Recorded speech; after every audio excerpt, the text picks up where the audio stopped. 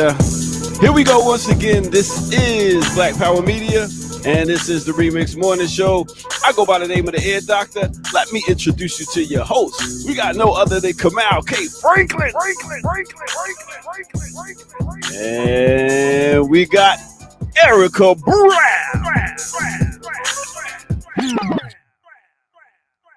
All right, let's take them off mute because that was I was like, why you got the mute button on me, son? You know what I'm saying? Erica's still on mute. Yeah, take her off the mute. What's wrong? Is he power tripping? Oh, I know he's power tripping. What's going on? Good morning to you too, Air Doctor. Gosh. Yeah. Come with a nice hair wrap on and just start I playing know. with you. Call you Erica Badu. Look, I Baduing wish you would. That's right. From Texas. She's from Texas. From Dallas, yeah, she's right here. I thought she was Houston. Am I wrong? Is Dallas? You know what? My life story, not that anybody wanted it, is that my maiden name is Houston. So I'm actually Erica Houston from Houston. But I have been living in Dallas for the past 20 years. So yeah. So I have fam in Dallas. Come visit. And I'll actually meet you as opposed to just saying that I would and not really do that thing. So Erica, was it a bad do or was it just the bad do? Look. Boom. Right. And it was both to answer your question. Hey, I get it. That's why I cut my hair. Hey, James, I'm still working on it. I had a great weekend. What does that mean? From Sundays, you went on drunk? James said if I sobered up, it was my birthday weekend. You know, y'all didn't care. Oh, right. Oh, yeah. I saw that and I ignored it. Yeah. Yeah, I know. None of Because you got the gun range. How old did you turn? 47. Oh. Yeah. You was 47 3 years ago when I met you. So what you doing? Your doctor said that vegetarian life and all that kind of stuff he's going in reverse. Nope. I'm trying to tell y'all. He said that good living. That's what. Yeah. Hey, and big up to everybody that tuned in Sundays. Yeah, I was feeling real litty, and we rocked out, and we went through the 80s and 90s of hip hop, and we had a good time. So big up to everybody that tuned in. You got that voice on though. You do got that after drinking voice. That next day, kind of like the one thing. Not the one thing. One of the things I appreciated when I did drink too much back in the day, and I would wake up and the voice was all deep. I would hustle and get me a little brunch date and be like, "Yo, what's going on?" I'm a Billy D back in the day. A nice smooth Colt 45. Exactly. I could run that for like 4 hours before it started. Before it started lightening up again. But y'all really don't know what women want, do you? That's really when you're here to help us out, Erica. Let us know. Okay. You caught one, so Erica. Oh my God. I'm just y'all really. I didn't like that. No, the voice. I mean, it's nice, but I don't want you to show up half drunk to have one. I mean, well, you wouldn't know I was drunk anymore. It's like the day after. That vibrato in your ear, come on. Yeah, a little deep, little Luther voice. You know what I'm saying? Anyway, my bad. Sorry. Ear Doctor, you know what? I meant to tell you. I know I was last time I got to be on the show, I was very excited because, I was giving you your props because you were doing a good job and all that. I appreciate it. But I'm kind of hurt because I'm waiting for you to invite me on Sundays, and I haven't. I keep waiting for my invitation to come. You ain't the only one. Why you had to do it in front of Kamal? You ain't the only. I know. See, what's going to happen is he's going to range off the air for you to come on the show. What would be your music though? What would be the music you want to hear? You know what I hate and what I love about being on, the internet is that people use information about you against you. See, I don't have good musical taste, but I would want to do all Aretha Franklin and Prince. Those are my favorites. So everything Aretha Franklin and Prince. Okay, so you will be trying to get me kicked off the internet playing Prince. That's an interesting mix. Yeah. And I would like to. Yeah. That's from church to the club mix right there. Look, and Aretha take you both places. But look, though, I don't want to admit that I was never a Michael Jackson fan. So Prince is my king. No Michael at all? All right. So back to the remix morning show. Shit. No Michael at all. I was a bigger Prince fan than Michael too. Prince was like more dangerous. You know what I mean? Like it was like, oh shit. Michael just seemed like it was Disney World all the time. But the music was good. The music was hit. No, you're like no Michael music. It's okay. It's okay. But why the ear doctor trying to treat me like Elon Musk? He trying to censor me over here. Look, ear doctor, you can't just be kicking people off because you don't like what they have to say. We keep you on here. I had the glove. Y'all ain't got no choice. I'm producing. You had the glove? I had the penny loafers with the white socks. Come on, man. Nah, my mom wasn't trying to buy that jacket. It was too much. You got pictures? Nah. I did have a little S curl back in the day. I ain't gonna. You got one picture, son. You got to bring up one picture. No. Maybe my sister got some, but can I give me what's her number? It's 555. Acme. Word. So what's really going on in the world today, man? Oh, anyway, back to my weekend. So I was out partying, man. Let me tell you. So it started. I went to a Morehouse basketball game, and they won at the end by a 3-pointer. Everybody went crazy. I hooked up with Mawali Davis, and then we all went to some club. They had a table at the Blue Martini. We was out partying for a minute there. Then my homegirl was DJing, had a little house set, Afro beat, and South African music playing. Went and partied there. Had a brunch the next morning with some friends, and the service was terrible. But they had 2 crab cakes for $25, and then oh my goodness, and then they brought out plasticware, not silverware, plasticware. I'm just saying. They thought y'all were gonna fight. They were like, "Look, you gonna get this plastic knife." It's Bugetto. It was Bugetto, man, ridiculous. Ear doctor, I went to a place in College Park the last time I was in Atlanta when y'all didn't meet me, and they had the best biscuits I have ever put my lips on, and I can't remember the name of the place off the top of my head, but it was so biscuit? Good. No, it doesn't have biscuit in the name, but boy, do they have biscuits. You talking about Thumbs Up? No. Thumbs Up Diner? That's an East Point anyway. And they put some butter stuff on top of there. But you remember the restaurant? I could look it up and find out.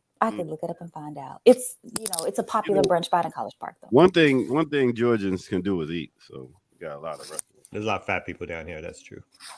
We're not gonna do that today. No, I'm just saying it's a correlation. Yeah, it's a correlation. They called the Bible Belt for nothing. They busted out the belt. So yeah.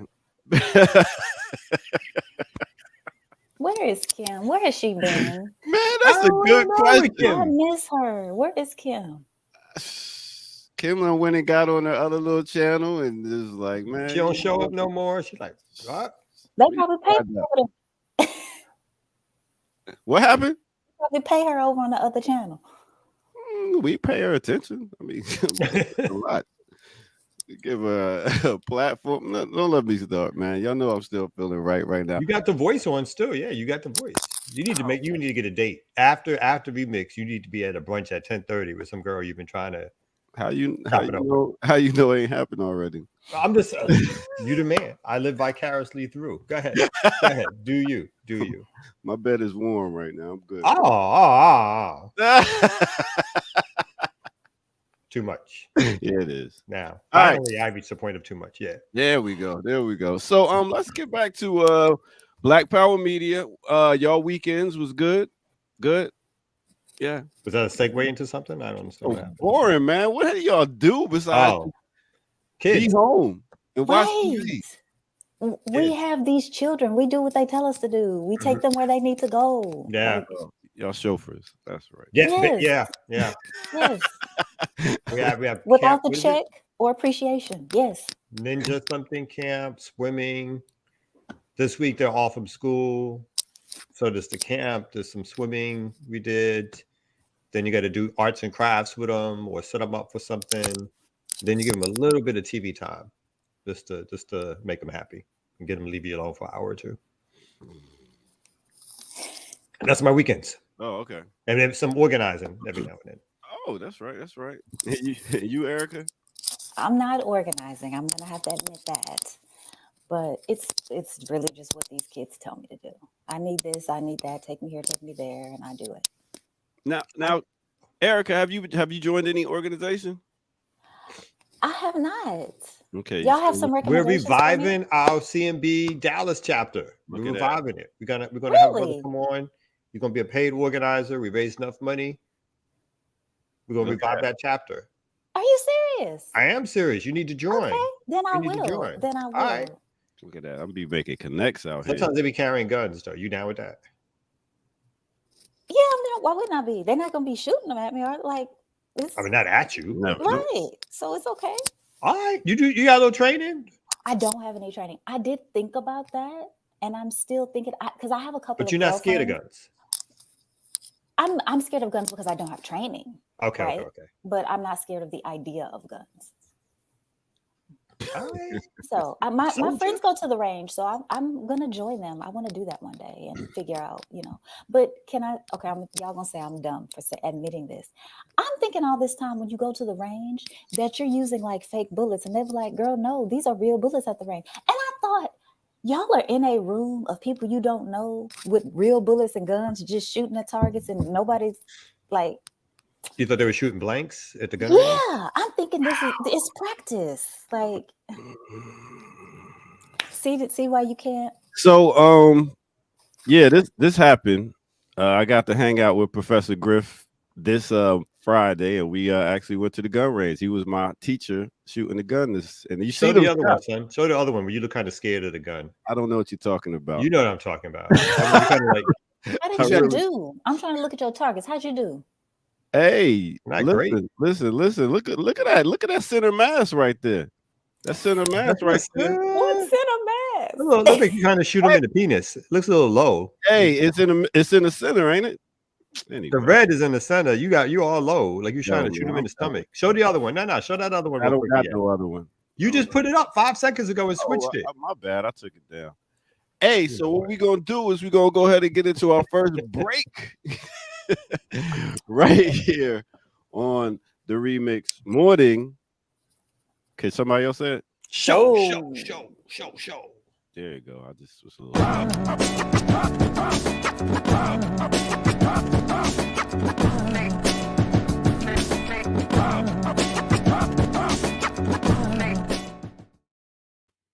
Yeah. What's good, everybody? Welcome out to the Remix Morning Show. I go by the name of the Ear Doctor. Make sure y'all hit that like, subscribe button. Tell a friend to tell a friend. Once again, it is on every Tuesday through Thursday, 8 a.m. to 10 a.m. We be rocking out for y'all. Go to patreon.com, drop some change in the bucket, and let's keep this thing moving.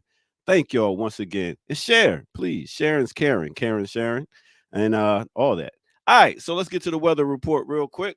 Let's start off in the ATL. You know, we have some crazy tight weather. It's warm, cold, but today we got a high of 61 degrees. Next, let's take it to B-More, where part of our fam is. B-More, they got a high of 53 degrees today. And next, let's take it up top to NYC. We're going to go to Buffalo, make it even, take it up top and leave it even more. They got a high today of 41 degrees. I heard the snow was up to like crazy in Buffalo, man. Big up to all y'all in Buffalo. Stay warm. Next, let's take it to Houston, Texas. They got a high today of 57 degrees. And next, let's take it to the west side, Oakland, California, that Bay area. They got a high today of 64. And let's take it to a place I want to go, Aruba. Aruba, they got a high today of 86 degrees. And next, let's take it to a place where everybody seems to be going in Dubai. Dubai has a high today of 89 degrees. That is pretty nice, in the words of my boy Larry David. Pretty nice. Speaking of pretty nice, and your boy just does what he want to do. Let's talk about your man right here, Donald J. Trump. He told Elon, roll out the red carpet, and is begging me to return to the failing Twitter, but truth is special. We got the best ratings of any social media platform. Elon thinks about me noon and night because he needs me more than I need him. He craves Trump so much he could taste it. It's fun to watch him grovel at my feet. Hey, Elon, I'll come back when you call me daddy.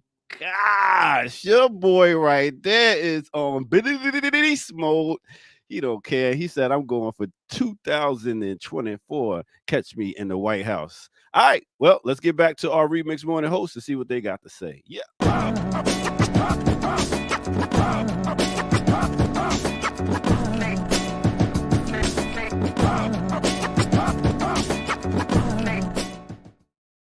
Whoa. Did he really say this? Like, did this really happen? Everything with Trump, I feel like I have to go and validate it in 3 sources. Is it real? Well, I put it up, so. I think it's So got we to be. don't know. No, I think it's That's kind what of. I think it's got to be real because your boy Elon, and this stuff is now popping up on your timeline, whether you follow it or not. Elon Musk shit is always now on my timeline on Twitter. So I feel like whatever algorithms are happening, I'm just like he made it so that like his shit shows up all the time. But anyway, he put up a picture of Trump being tempted to kiss Twitter's proverbial ass, or so I think they are in some billionaire war where, at first I think Eli thought Trump was going to be an ally, and Trump is like, fuck you. And now Eli feels like he got to come back at him or something like that. But those are the Twitter wars that are happening between the billionaires. Is it true all his employees is just like walking out? Elon's employees is like, he fired them. Right. That's what you do when you get told to leave, is you walk out. That's true. Then he had to hire some back, right? He fired them. Then he had to figure, it's like, oh, I need some of these folks back to actually run it. But then there was a death watch, right? There was a rest in peace Twitter hashtag. Yes. Like last week that was going all the way, like, and it was mad jokes. People had crazy jokes. But I mean, I think it's going to survive as a company. There might be some glitches or whatever like that, but it's not making no money. It's going to survive for a little while before he has to file bankruptcy. Put it like that. Well, I just read a really sad little clip thing this morning that talked about some of the folks in Ghana who had actually just started working for Twitter, and some of them moved from other places. And then, Elon put them all out. So some of them need to be repatriated back to where they came from and don't have any money, don't have any resources. And it's like, too bad, y'all. So, at the end of the day, I know for me, I always get caught up in the ha ha ha and the jokes and all the things happening at Twitter because it's fun and it's funny. But I do have to try to remind myself there are real people on the other end of this, and they're not all, software engineers making $300,000 a year. Oh yeah, no, most I would say are not. And like you said, like even one, I mean, even though when the company was purchased, he had talked about making or laying people off. It's not the same thing as when it's actually happening in real time and folks are scuttling to try to figure out what to do. And then you create sort of a toxic environment where he's demanding people work 12, 13, 14 hours a day to show their commitment to basically his company that he wants to make money. And if you don't do that, then he basically gives you an ultimatum of like leave or sort of submit. And I think, like you said, thousands of people actually was like, that's just crazy, and started doing the walk-in and stuff like that. So, I mean, it's before when it was a public company, it's still run by rich people who do things for rich people who are only looking to exploit our usage of their social media thing. But then it does start to feel a little icky around. It's like, really, this overt billionaire dude who is an Afrikaner, right? Whose family owns a diamond mine. And that was the first layer. It was emeralds, wasn't it? Emeralds? Oh, okay. I think it was emeralds. I appreciate the correction. Whose family owns stolen land from Africans in South Africa that produce some minerals. First layer of wealth. Like that's the dude who is now the richest person in the world, and who's bringing back these conservative voices, saying they want an open sphere for an open public square for folks to talk, which I'm not 1,000% opposed to. Like I'm down for everybody having a place to chop it up and talk. And I think there's good things again about the social media that I actually think that commercial news or commercial statements like the Times, everybody, they're hitting hard on social media because they want you to go back and get your information from them, as opposed to debating or criticizing their stuff. They want you to rely on them for news and information. So I think it's good to have that kind of social media platform. It's just all about what happens with it and stuff like that. Yo, Elon did the perfect drug dealer move.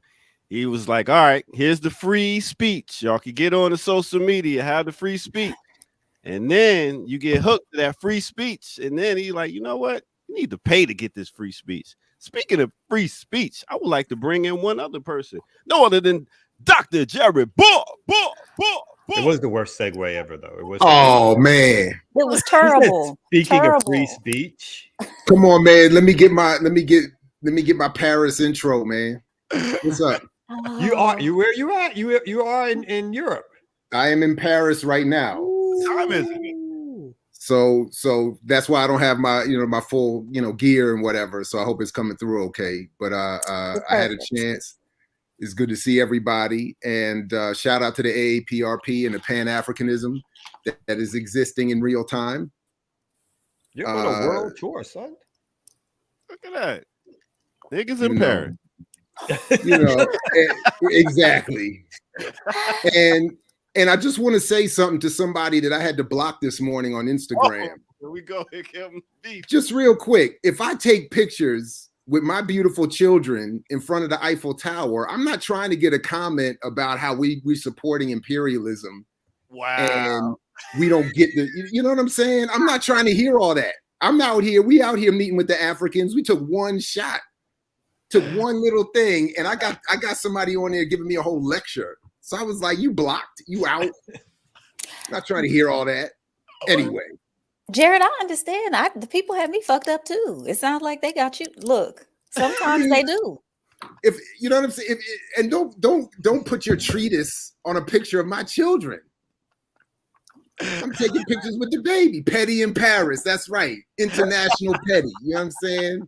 But accurate. I agree. I was like, you don't know what I'm doing. I take one picture and you making all these assumptions. Or it's even, again, the social media thing too, when you make some statement and then everybody want to chime in on what you got wrong about. You said, I said one small thing. That don't mean I don't know the whole history, or I don't know some other parts about it, or I understand it's more nuanced. I made one statement with, what you got, like 140 characters to make a statement in. What you commenting on, like you about to break it down, it's like, what's going on? And I feel like we've collectively earned some context. You know what I'm saying? Look at the collective work. You know what I'm saying? Yes, she did. Erica busted a cuss. She hanging with the wrong crowd this morning. Let me get up out of here. Don't nobody tell my mama, okay? Anyway, so I don't know how long the internet's going to hold out, but I got some time and an empty spot. Everybody's out. They're doing the sightseeing and stuff. I'm not interested in all that. So if it's all right, I'll hang out. You're more than welcome. You're more than welcome. In fact, maybe we should slap that map since you're here.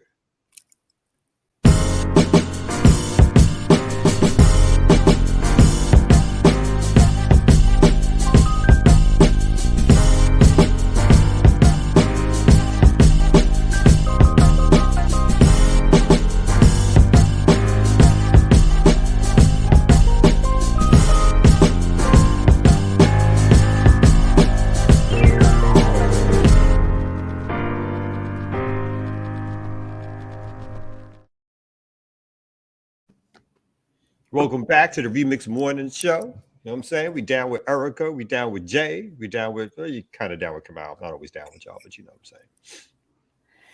saying. That's terrible. Yeah. That was for the people, you know what I'm saying. Can we start on a not so serious note? You got a story? Okay? Well, there is a story in the universe about it, but we don't have to pull anything up. Okay. Did y'all see the whole American Music Awards and Kelly Rowland and that whole thing happening? Did y'all see that? No, but it sounds great. About it. It was just me, huh? No. I heard about it. So you can fill in the details for those who don't know. Chris Brown, right? So Kelly Rowland was one of the presenters at the American Music Awards over the weekend. I think it was. I can't remember what day it was. And Chris Brown got an award. I think it was for Best R&B Artist. And so Kelly, like presenters do, she's reading his name. She reads Chris Brown. And as she's starting to give some more commentary, the people in the audience start booing, right? Because it's Chris Brown. And Kelly basically, and I'm gonna over dramatize this because that's just my tendency in life. And Kelly was like, "Look, y'all need to hold up. I'm gonna give Chris his flowers. He's amazing. Thank you, Chris, for making good R&B music." And I just feel like Chris Brown doesn't need our protection. I feel like Kelly, who really for me is like my favorite Destiny's Child, and I just feel like, Kelly, why you gotta open your mouth? How can and she be anybody's favorite Destiny Child? She's basically a stepsister to Beyonce. There's only one Destiny's Child. All the rest of them are backup. Look, we got one thing on the table right now. We can talk about that bad. later. And it's like, why you gotta put your neck out for this man who allegedly has been, again, over dramatizing, breaking the necks of Black women. You know what I'm saying? Like, why are you protecting a man that ain't protecting you? So who else? I remember the Rihanna situation, and I remember at the time a lot of my women students defended Chris Brown, saying that Rihanna was equally violent. That's how I remember my classes going. But has there been more? Is it still just the Rihanna? Not just, but is it still only Rihanna that he's been accused of, or has there become a list? As far as I know, there are other people who have had restraining orders and other things leveled against him, right? Allegedly. Yeah, I only know about the Rihanna one. I never was a fan of it's a little past my time and stuff like that. So I wasn't into music that hard.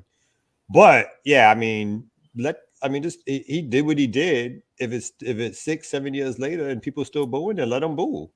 I'm like, what is she? I agree. Like, what is she protecting dude for? Is she on a record with him? Is she like dating him in the background? I don't understand. Like, there's no reason for all that. And the thing is, this man has always been protected by the industry because Chris Brown has been consistently making music with everybody for 20 years. All the new R&B girls, he has music with them. He has music with like the industry has protected him. Why does he need protection from Kelly? Yeah. Didn't he have a week where he was canceled? It was a time where he had to do the whole PR, come back, say I'm sorry. He wore like a bad bow tie and all that kind of shit. Try to look like he was sympathetic. Part of it, part of it, and I don't know this dude's background. I always thought part of it was like he's playing a rough guy because of the light skin. So he had to double down on how street he was. I always felt like it's like this dude kind of shit, which is I've been there, not with the beating on women, but I've been there in terms of trying to overcompensate and try to prove myself. Yeah. So I get that part, but yeah, I thought. I had no problem. I think Kamal, we're on a similar, I had no problem canceling him because I never was, he was never on in my life. So it was always easy to turn him off. But I think Kelly's in a difficult spot in that moment, to be honest, with her in that position, unless she had already predetermined to deal with this. That's a tough spot to be in. She probably should have just let it go. She probably should have let him deal with the booze and just did the hosting thing. Unless she really likes him and felt she needed to be in solidarity with him. She acted like that's her homeboy. That's her good brother friend. So, I just feel like I never want in my whole life, and I'm married to a man for a long time, but I don't want to be out here embarrassing myself for no man ever. I don't, if y'all ever see me out here embarrassing myself for a man, please pull me to the side. Will do, Erica. With your permission. Will do. Yeah. I don't got much about that dude, but I stick by my statement. Kelly Rowland is not really, We're not gonna do that. My bad. We're not gonna do that. My bad. She's the only other one anybody recognizes, right? But still, has she had any hits outside of Beyonce, outside of Destiny's Child? Kelly has like number ones in other music genres outside of R&B. Like she's what? Legitimately makes music. I don't know because I don't listen to it. Children's songs? No. Nursery rhymes? And the woman also makes very good Christmas movies that I like to watch on Lifetime. Let's just do the next story. Man, if y'all don't go to the next story and him stop disrespecting Kelly Rowland. All of y'all like Kelly. All right. Well, I got a story. One quick headline, if I may, from Paris. Sure. Paris has not legalized anything. And I find that to be a problem. That's all I wanted to say. They need to catch up.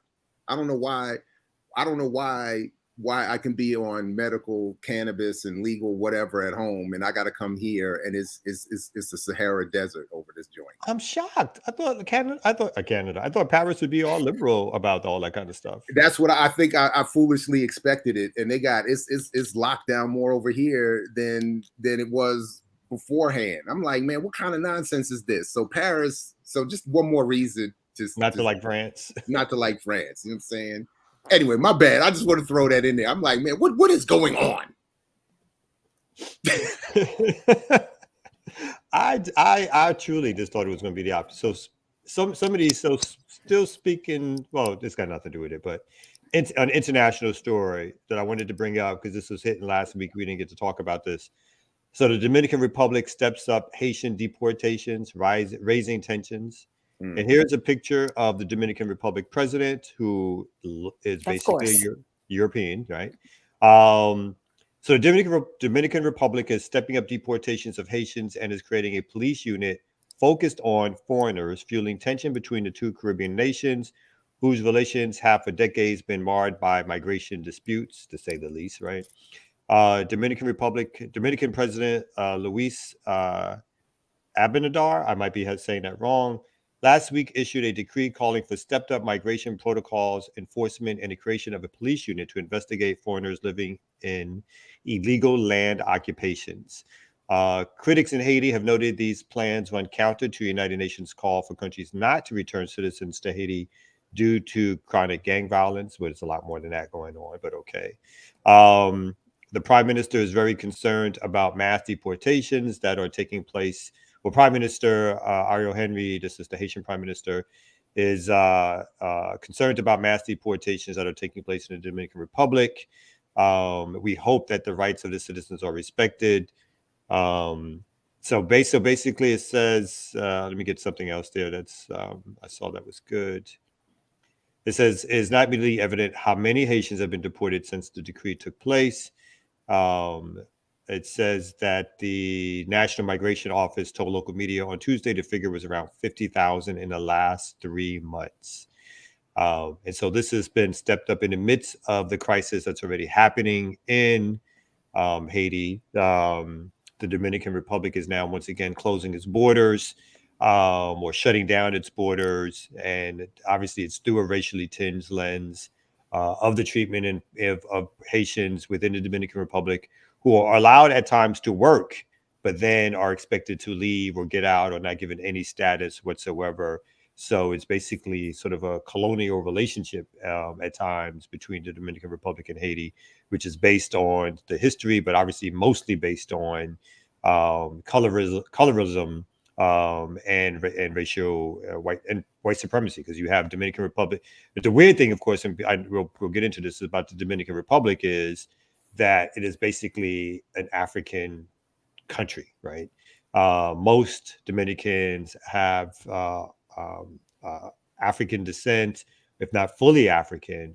But again, the higher ups or the elite are mostly white and or very light-skinned and have an over prejudiced and big up their history, European colonial history, and downplay and or disregard and or hate in some ways the African lineage, which is so important to who they are. Now, that's not across the board in every Dominican, but in terms of the way politics plays out, it's a huge thing that's part of the Dominican Republic. I'd have friends and family who have gone there, like dark-skinned Black women, who always have stories about going to the Dominican Republic, about either being harassed, looked at, even things said to, which shows how overtly the racism can be still in that place. Kamal, did you hear it too? I think it was the State Department just issued warnings to specifically dark-skinned U.S. citizens saying, be careful when you're in the Dominican Republic because you can be racially profiled, which I thought was just rich coming from the State Department. But yeah, so y'all are saying, be careful when you go over there, because basically it's this assumption of they're going to think you're Haitian. And then what's going to happen to you from that point? But I'm just like, how do we have the nerve to tell people they're going to be racially profiled in a country? So, Erica, I happen to have that statement in front of me, and in fact, it reads specifically. It says, "Dark-skinned Black Americans, be careful when you're down there because you might get treated like you are in the United States." So, I just wanted to add that little bit. Yeah, I think that was the first draft, and then someone higher up looked at it and they probably changed it around. But that probably we should probably edit that line. They probably were like, "Yeah, I got that special or first edition copy." And here I am thinking this man is serious. I'm like, oh, okay, good. Jared pulled up a story while he's over there. And then okay. But that is wild that they would say that. And of course they would. That's what the US does, Finally, they're like, finally, we found somewhere in the world we can point to that treats Black people the way we do. And we can say, stop, don't go over there. By the way, when I was in the Navy, they used to tell us that all the time too. Like, don't go to certain parts, don't go here, don't go there, stay away, don't go there, it's not safe, this, that, and the third. And of course, it's always the Black communities wherever in the world. And really, of course, it was warnings to the white sailors, don't get caught up and get caught out of pocket. But anyway, we appreciate the State Department protecting our Black citizens. And in fact, it's not even in the service. Like I didn't have this experience, but again, other folks have related in college. When they go into certain schools, they're told what neighborhoods that they shouldn't go into or venture into, where they should go. And obviously it's usually like, don't go into the Black neighborhoods when you want to, so it's the warnings go all the way around, like through life in America, right, and obviously internationally. So, By the way, one little thing, I don't know if it was covered here, but Macron, speaking of all of this in France's role, Macron recently said that French is a Pan-African language. I don't know if that got covered here on the no, I don't know that we talked about that. Yeah, so there's been a lot of chatter about that in the circles I've been moving in over here, and of course with a lot of humor, thank you, Macron and France, for providing us with a language, because so many Africans through colonialism speak it. Sure. Yeah. And of course their World Cup team playing right now is almost entirely African. We were talking about it. I think there's only 2 European potential starters on that team, if I'm not mistaken, but maybe it's changed with injury. So that's what they meant by Pan-African. That's what he really meant. We've conquered so many Africans that yes, we've made the French a Pan-African language. And you're welcome. And you're welcome, right? Yes, and you're welcome. Yeah, that was really what he meant. Thank you, Macron. If you're listening, thank you. Merci. Merci. I don't speak any French. Does anybody speak any French? No. Okay. Google Translate does, though. I barely speak English, as y'all can tell. So, okay. I got another story similar on the lines of this one will bring home why the State Department should only be worried about what's happening here in terms of race. So apparently, a Black woman in Omaha kept coming out of her car, coming out to her car, seeing that it was covered in garbage on a nightly basis. And it says, as it so happened, so what happened is she set up a hidden camera, and it turns out the camera caught a cop that was stalking and harassing her dropping garbage on her car on a nightly basis. So let's see this story really quick. An Omaha woman says someone's been trashing her car for months, then says she realized that person is an Omaha police officer. Well, now the police department says the officer is under investigation and on paid leave. KTV News Watch 7's Quinicia Fraser spoke with the woman just hours ago. Artisha Valentine says this is what her car looked like on Sunday near 20th and Cumming. Just trash. It's trash piled up on it. She says someone's been dumping trash on her car for months. There was a time I came outside and I noticed eggs were thrown at my car. Valentine says she set up a camera at her apartment window. She says that led her to realize the person is an Omaha police officer. 7 previously brought you Quinicia Valentine's story. She provided this video on your screen after someone now suspected to be Cleese trashed her car. She says she confronted the officer, but Cleese didn't respond to her, so she called the police. OPD says Officer William Cleese was criminally cited today for criminal mischief, and he will be interviewed by the Internal Affairs Unit on Monday. Officer Cleese has resigned today in advance of his internal affairs interview, which was scheduled for today. His resignation is accepted, and the Omaha Police Department will provide documentation to the Crime Commission seeking a revocation of his law enforcement certificate. Former Officer Cleese has moved from his apartment complex. That is crazy. So he was a resident of the same, or was he a resident of that same apartment complex? I don't think it says that, or Okay. I don't think we know that part. I think he was just pointing out that he moved from wherever he was living, probably because of what was going to happen to him potentially. And we never hear about why or what his alleged reasoning was for this. No, because that's No, what I not used to yet. do when I had a crush. I would throw litter on the car until she was like, I got to respond to him. And that's how we got married. wow, Like, here's my number. that Just sounds please like stop. When you- tactics or something. Underneath Like, that let me. banana Sounds like peel a and Chris all that Brown trash is tactic. my number. The contradictions of life, right? This poor woman living her life, having a cop put trash on her car, and then having nothing else. Like, no, clearly the apartment complex isn't helping. Nobody's helping, and she has to then call the police to come help her deal with there are no And good why doesn't answers. he get arrested for that? Why isn't there a charge? Yeah. Like, He isn't said this- they said it sounds like it's just to the level of a citation. So it can't Anybody be. else does that and gets busted, they getting arrested, they're getting processed, they're getting fingerprinted, they're getting their picture taken, they're getting DNA swabs. They are going to be in the system for at least 24 hours, and then they're going to have court dates.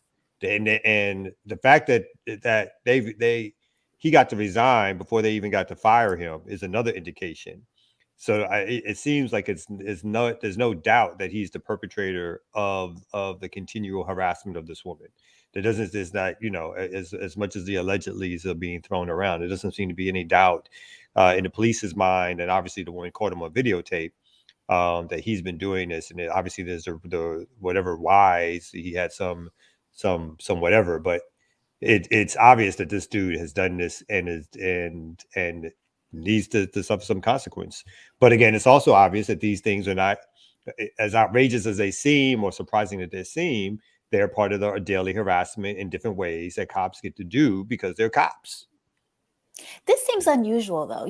It's like the harassment that I hear about is usually, interactions with people directly. Like, for him to take the time to go and get trashed, it just seems very different and strange. And in his uniform, in his squad car. So I mean, it wasn't even there was almost no attempt to. Yeah, I'm sure there's some background to it that we don't know. Mm-hmm. But And also, he's a cop. Well, she doesn't seem to know. I mean, she wasn't offering up any, at least in that clip we saw. Yeah. She's not saying, hey, he did this, he did that, I rebuffed him or whatever, or we see each other.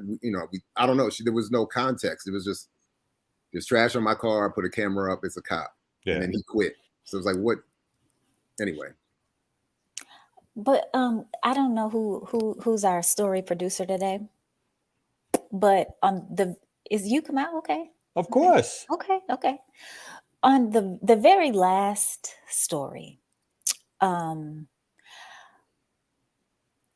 have followed this story for years, and this is actually one of the things that I'm trying to work through my abolition politic, right? I'm trying to become an abolitionist, but it is hard because of people like her. So I'm bringing it up. Go ahead. Oh boy. Y'all, do y'all know Elizabeth Holmes? Elizabeth Holmes, who went to Stanford, ignored her professors at Stanford and said, no, y'all are wrong. I have a better way. I can show y'all how I can take just a tiny prick of blood, and with that tiny drop of blood, we will be able to find out if people have 100 different diseases.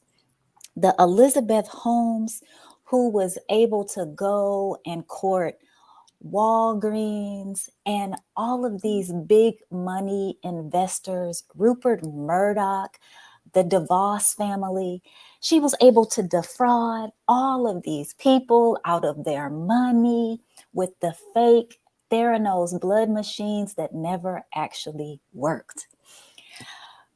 The same Elizabeth Holmes who, after she was set to go to trial, she finds herself pregnant. She then goes to trial. She is convicted, and in between getting convicted and getting sentenced, she finds herself pregnant again. And y'all, when they said this woman got 11 years in jail, I'm sorry, but I was pleased. And I'm, the Lord is working on me and my abolitionist politic. But anyway, Elizabeth Holmes sentenced to 11.25 years in the federal penitentiary. Yeah, and she married Rick. Go ahead. Well, she's not married, but did she marry? I know what I know from watching just some of the news stories and a couple of these documentaries. I did watch all the documentaries. All of them. And I think there's another one set still to come out, if I'm not mistaken. I'm gonna watch that one too, but or a movie maybe, or maybe I already saw it. I can't remember. I've seen so much stuff about it, but none of it makes her look good. I try not to let that, that kind of media determine things for me, but none of it make her look good. And for me, though, the biggest thing is whether it's her, whether it's the dude at WeWorks, whether it's the founder of Uber, whether it's Zuckerberg and all these other folks, there is a lot of pathology in these spaces. And there's a lot of venture capital that's floating around out there, happy to back this pathology in the hopes of hitting a home run. And I mean, she had James Baker fooled, like she had a lot of people ready to and a lot of it had to do with her the way she played on her womanhood, the way she, because she would be quick to say, women aren't allowed in these spaces, even as she's trying to emulate both in behavior and style Steve Jobs. And then she ends up mimicking all of the most brutal male behavior in these corporate spaces in terms of the lying and the corruption and the firing people. And when scientists say to her, hey, this isn't working, she just fires them and then puts them under gag orders and sues them and all kinds of, she was just, and to your point, it didn't work.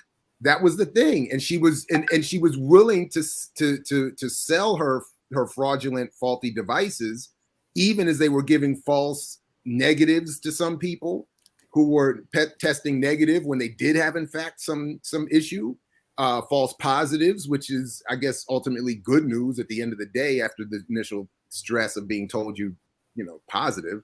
But this is a mess. It was just a mess. It just seems like the space is still the same. So whoever's next with a good rap and the basics of some science is going to get a lot more money, and we're going to be right back into some next level madness. But it was wild. It was wild. Well, the key thing for me is that she wasn't even convicted of defrauding the public, right? So defrauding the public doesn't get you jail time. Oh no, you got their money. Right. She was convicted of defrauding the rich people. Yeah. That's the only reason we're here. So Elizabeth didn't steal y'all money, tell y'all have something or you don't have something, no problem. But you stealing Rupert Murdoch money? Oh, well, we got to talk about it. It's the same thing like with Dan Snyder in my former football team. Like all of his ripping off the fans and the people in DC, the black people in the communities who had to get moved out and all, well, that was for the baseball team. I'm sorry. But all of the abuse of the fans and all of that kind of stuff. That's not what's getting him in trouble. It's that he messed with his people's money, his peers. He messed with their money and then you got to go. Then you got to go. Now there has to be some punishment. Now we got to get the legal authorities involved. To Erica's question or to Erica's point about her struggling with her abolitionism, I don't pretend to be up on the latest and the varieties of abolition, the abolitionist efforts. But what do many or some of the abolitionist groups say is to replace the prison system for bad behavior? In other words, I don't think it's not just suggesting everybody gets away with everything, but what do they suggest would take its place? No, and I don't at all want to act like an expert, but a couple of things in terms of not just having penal justice, but restorative justice, right? So, according to what do the victims say that they need and want, and centering the victims in the story and using them to help to try to figure out how you can get justice from whoever might have performed whatever offenses. And I think some of them work along a timeline of like, they're not suggesting that everybody gets out right away, but there's some process similar around restorative justice and some other process around what so-called rehabilitation or services when someone is locked up look like, and what are the places where when there are few people who may need to be taken away from society, to make sure that they're just not thrown into a situation where it makes them worse or makes things worse off for them and their family. But I think there's a range, right? I think there's a range of thought on it. But most abolitionists will say that well, at least the ones that I've spoken to, I should say, will suggest that they have not necessarily worked out what the end game looks like in terms of how do you go from a system based on punishment in prison and over incarceration to sort of a quick snap of the fingers to abolition and what happens with folks. So I you know what, I don't know if I've never necessarily called myself an abolitionist in terms of movement politics. I've always sort of defaulted by, sort of what politicized me and thinking more about think along the lines of being called a revolutionary of some kind, right? Or those are the politics that I have, but never an abolitionist, even though, again, there's some of the traces of the modern kind of abolition go back to George Jackson, in terms of how he was talking about abolition and the struggle, and then how it was sort of taken and moved to different places. So I will say that, but I just want one more thing on I think she is married. I think the husband's name is Billy Evans. I looked up, who's also someone who comes from a lot of money, who actually met her after all this began. But still, you know what I mean? And to me, that brings up, we didn't mention we mentioned the womanhood, but the white womanhood, the white blonde womanhood thing, I'm sure carried her far in terms of being able to get away with what something that seemed like a nonsensical idea, but not exclusively that, right? Because white dudes do it all the time. And these ideas which are not proven, which have no basis of fact in terms of going to be profitable. I mean, look at Twitter itself, or most of the social media networks, the tech companies, huge amounts of resources put into them. Their capitalization suggests that they're billion-dollar companies, but yet their profits, a lot of them speak to either not being profitable at all, but again, the top executives, the owners, through stock ownership, through salaries, through bonuses, are literally billionaires because they've compiled all this venture capitalism to put these things out, even if the concepts still to this day have not been proven. And that's kind of like the way, the sort of the ways in which this sort of capitalist thing is working, is that folks are presenting their high-minded ideas. They're getting, like you said, other rich people behind them. And once they sort of get into a certain level, it just takes off and people just start throwing money at it because they want a place to put their money, I guess, or because maybe the stocks on the stock exchange, they get some money. But in reality, these places are not profitable places, a lot of them. So Spike Lee is going to make a movie now about her. It's going to be called She Got Game. And because clearly she got game. She got game. Don't front. She got game. One real quick though, to the point of white womanhood, I was watching a news segment as all of the news was coming down of her sentencing, right? So they were doing a live viewing from the Bay Area courthouse. And it was so interesting to watch the broadcasters and the legal analysts when they were talking about her, because they were literally falling over themselves when they talked about the fact that she was being pregnant. One person did bring up, it seems kind of, suspicious that she got pregnant both times, both before her trial and then before her sentencing. And before that person could get the words out of their mouth, everybody was like, well, that's what young women in love do, is they have children. And we know that she would never do that, like, and then they go on to talk about how horrible it is. And please don't misunderstand me. It is horrible for a child to be taken from their mother while they are incarcerated.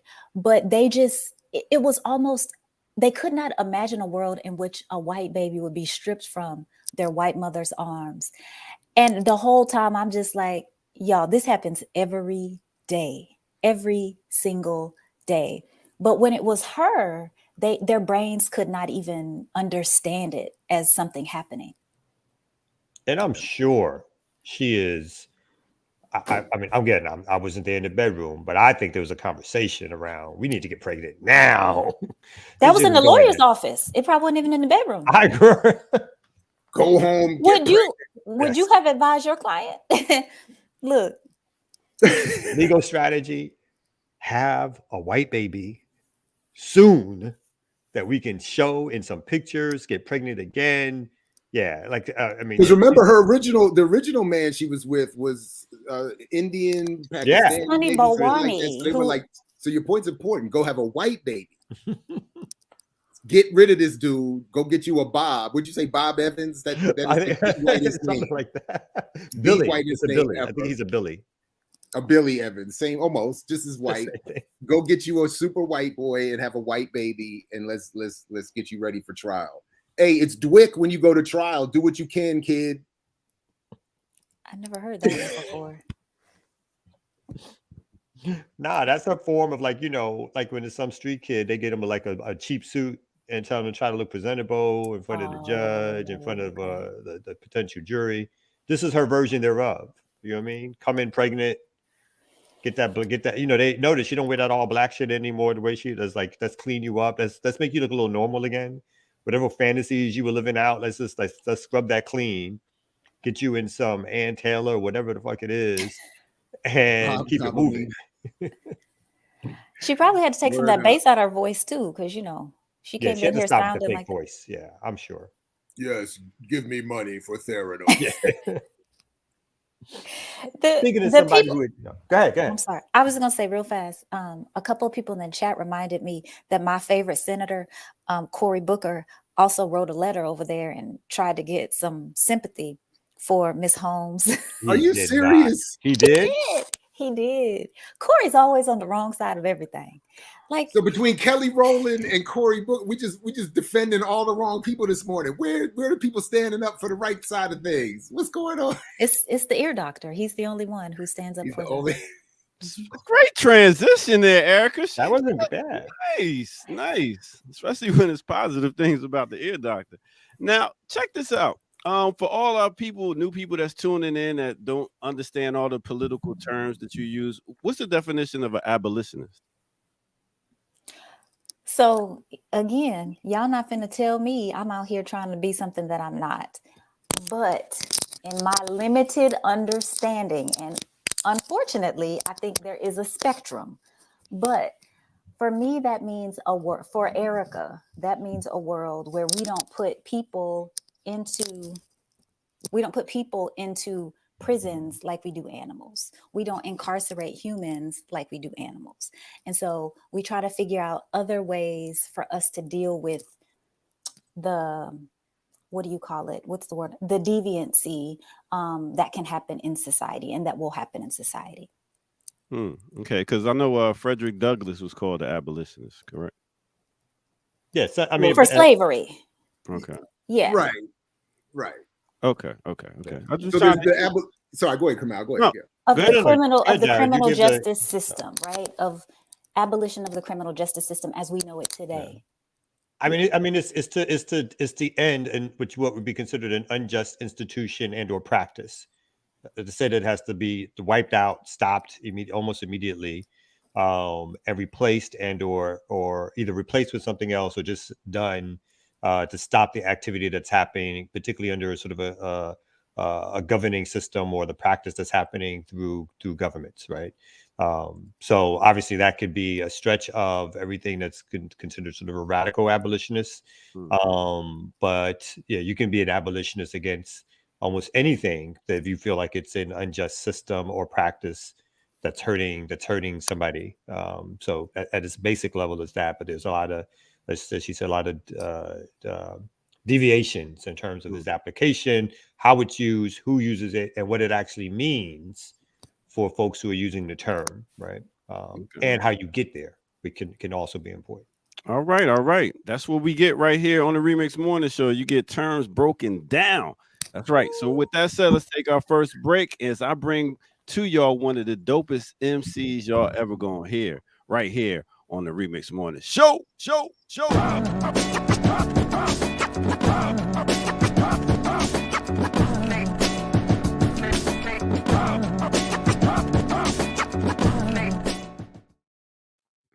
All right. Welcome out once again. Make sure y'all like, share, and all that stuff. This is the Remix Morning Show. And when I talk about dope MCs, when we talk about somebody that gets behind the microphone and spits fire, a master or mistress of ceremony, somebody that can move the crowd, I wanted to talk about no other than, that's right, Dr. Frances Cress Welsing. Now, when I say that, I'm just like, listen, man, when she gets on that microphone, she be spitting heat. Here's Dr. Frances Cress Welsing spitting some of that heat. But let me first tell you a little bit about Dr. Frances Cress Welsing. She's a psychiatrist and a known person that talks about Black supremacist melanin theory. In her 1970 essay, The Cress Theory of Color, Confrontation, and Racism, White Supremacy, offer her an interpretation of what she describes as the origins of white supremacy. So with that said, I wanted to let y'all hear her on this microphone spitting a little bit of heat right here. So check it out on the Remix Morning Show. Let's go. I was looking for answers to the problem of racism so I could help Black people who were mentally disturbed get better. So I was looking beyond the issue of economics.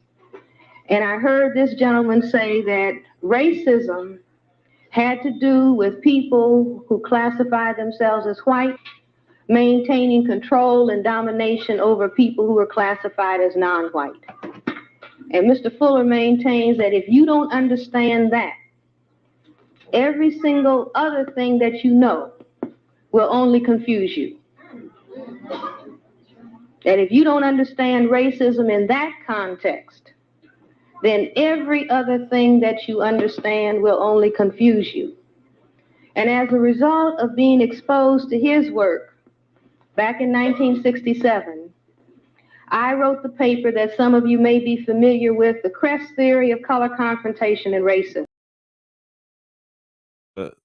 That's right. That is her right there. And when she breaks it down, it's to me, from what I understand, is I understand the white people, they have to fear being extinct. You know what I'm saying? So in order not to be extinct, you got to chop down other races, because if the races keep building and building and building, then you won't be around no more. So it's almost their job to kill off other races so that they won't be extinct.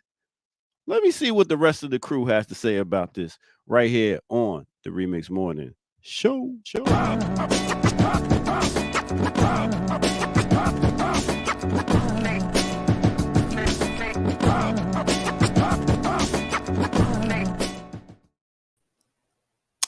So I have a couple questions.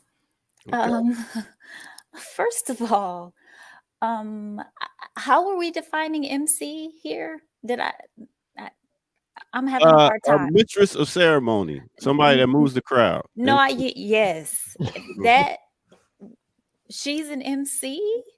Yeah, He did throw us off a little. I think he did that on purpose. Yeah, because we talking Hip Hop History Month. So yeah, but we have to also understand what an MC does. MC moves the crowd. MC, is a master or mistress of ceremony. So continue. Any other Okay. questions? Well, my other question was, so I don't know a lot about her, but I've heard that she's a controversial figure. So do y'all have any insight to share on that front? Well, I mean, she's controversial. Her work was controversial in the sense that it was arguing that white people have what she was trying to get racism put in the DSM-4 as officially recognized as a psychological disorder. And that in and of itself, I think, is somewhat controversial. The idea that white people are fearing genetic annihilation and therefore defend whiteness and white, their white biological selves as much as possible has always been a controversy. I remember the first thing I read from her, I was actually in the military still, and it was an article she had written talking about how whites would, she talked about how hippies trying to be closer to black people would grow their hair out and try to cover themselves up as much as possible as a way of trying to hide their whiteness. By the way, Ray Winbush and others have compiled a more recent anthology about her that people could get if they're interested. We have her only interview. Shout out to Essie Ramu, my comrade. Her only interview that she ever gave with Dr. Marimba Ani, the only time they ever met. We have that at imixwhatilike.org. It's a really powerful discussion. So anyway, yeah, I think I've gone a long way to try to answer your question, but anyway, yeah. What's your thoughts, Kamal? Oh, my bad. No, go ahead, Kamal. Oh, I mean, to be honest, I don't have a lot of thoughts on her. I've never been a big reader of I read some of the ISIS papers like 30 some years ago. I remember again, it was too much on the psychological tip around the causes of racism, which again, some of it I appreciated, but then some of it seemed to delve into a little stuff around. I'm hoping I'm not making this up. Where it's like the black ball gets hit by the white ball. Oh yeah, she did all of that. Yeah. That pool. Yeah. Oh, that was the pool table joint. Yeah, and that shit just kind of turned me off to like going any further or deeper into it. So I'm one of those people who've always sort of put her in a certain category, and maybe unfairly, in terms of everything that she's sort of contributed to theory and ideology and how to think and talk about racism. So I've never been sort of a huge reader or looked upon her as someone who to turn to for conversations or talks around sort of race and so forth. Yeah, to be honest, I'm probably in a similar camp. I mean, I used to go to her weekly lectures at Howard University. She gave on Thursday evenings. I mean, I spent, but the one, wall that I felt I always ran into was around an analysis for activism and organizers. And to the extent that comment is correct about her support of Obama, I honestly don't remember that. That's sort of where I feel like people that I think unfairly put into that sort of box come up short, and so it leaves an audience excited about the ideas she's sharing about whiteness and psychosis or whatever. But then that next step of what do we do? We're just sort of left out there, and then people get picked off by Obama or some other reactionary politics, and we don't, But anyway, yeah, Yeah. So, and I'm corrected. Essie Ramu was correcting me. It was just a slight correction. Sorry, Erica. It was the first time she and Marimba Ani met, and they were interviewed together. Just want to clarify what I was saying there if I wasn't clear before.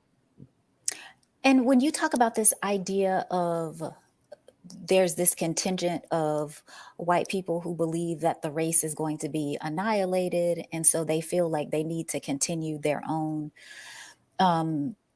genetic whatever into the future. I was just reading an article, and there are people who put like Elon Musk and Sam from FTX and a few other people into this camp of rich white people who legitimately feel like their purpose here is to regenerate their super DNA in order. And so that's why they have so many children, because they want to reproduce themselves in the world. And they think that because they are so smart, because they have so much to offer that the world needs more of that. So literally this is what they're doing. And then also somehow it's tied to that whole community of, I think it's EA, but I think it's called effective altruism.